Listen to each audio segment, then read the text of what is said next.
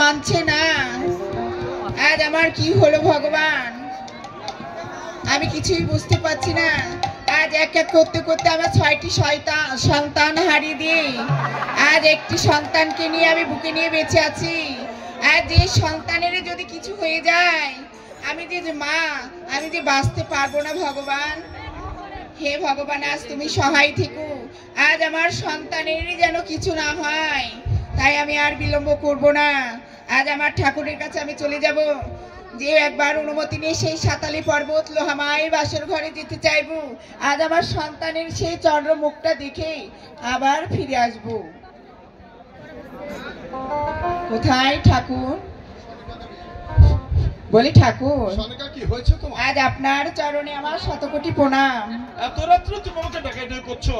সবে মাত্র আমার পুত্রবধূ বেহুলা আর লক্ষিন্দর সাঁতালি পর্বত লোহাই বাসর ঘর থেকে পাঠিয়েছি। কেন তুমি আমাকে ডাকছো, বলো তো কি হয়েছে? বলি ঠাকুর, আজ মাঝরাত নিয়ে দিতে আজ হঠাৎ করে আজ আমার ঘুমটা ভেঙে গেল। আজ আমার মনের মধ্যে এত ছটফট করছে, আজ আমার সন্তানের চন্দ্রমুখটা না দেখে আজ আমি ঘুমাই না। আজ কেন আমার ঘুমটা ভেঙে গেল? বলি ঠাকুর, তুমি আমায় একবার অনুমতি দাও না, আমি সেই সাতালি পর্বত লোহামাই বাসর ঘরে গিয়ে আজ আমার সন্তানের সেই চন্দ্রমুখটা দেখে আবার ফিরে আসবো। বাসর ঘরে আমার ছেলেকে পাতাল বাসের নাক দিয়ে সাপ দিয়ে দংশন করে মেরে ফেলেছে।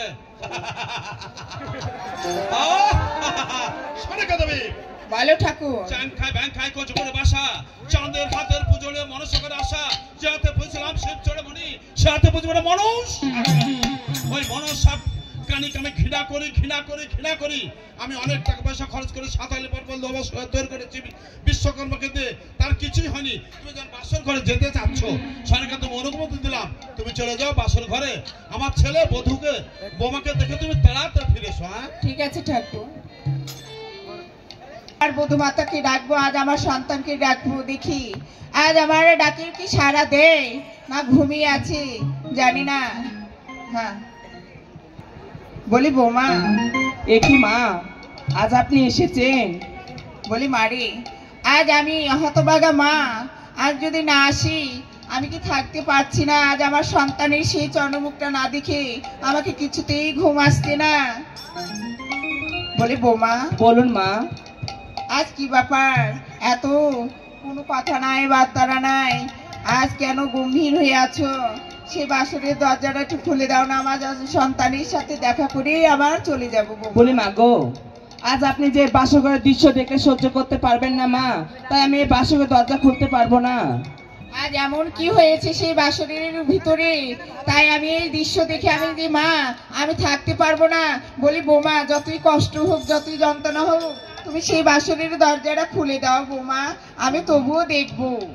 বলি মা গো, আজ আপনার সন্তানকে এই বাসর ঘরে মা মনসা নাগে দংশন করেছে।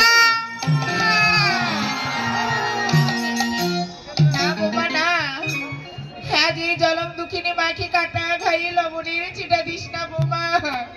আজ কেনই ভাই আমাকে মিথ্যে কথা বলছিস বৌমা? আজ আমার সন্তানের কিছু হতে পারে না, আমি জানি।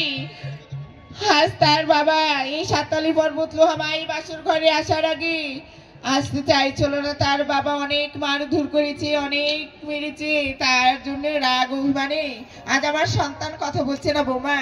আমি যে মা, এই জলম দুঃখের এই মায়ে ডাকে অবশ্যই আমার সন্তান সাড়া দিবে বৌমা, তুমি বাসরের দরজাটা খুলে দাও বৌমা। বলি মা গো, কেউ কখনো তার মরা স্বামীকে মিথ্যা কথা বলে?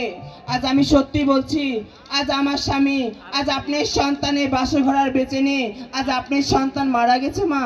বলি বৌমা, আজ আমার সন্তান মারা দিক, তুমি বাসরের দরজাটা খুলে দাও বৌমা, আজ আমার সন্তানের সাথে আমি কথা বলবো বৌমা।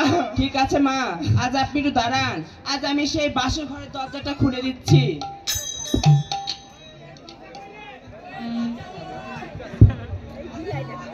কি ব্যাপার হয়েছে বৌমা, আজ আমার সন্তানের কি হয়েছে আমি কিছুই বুঝতে পারছি না ভগবান।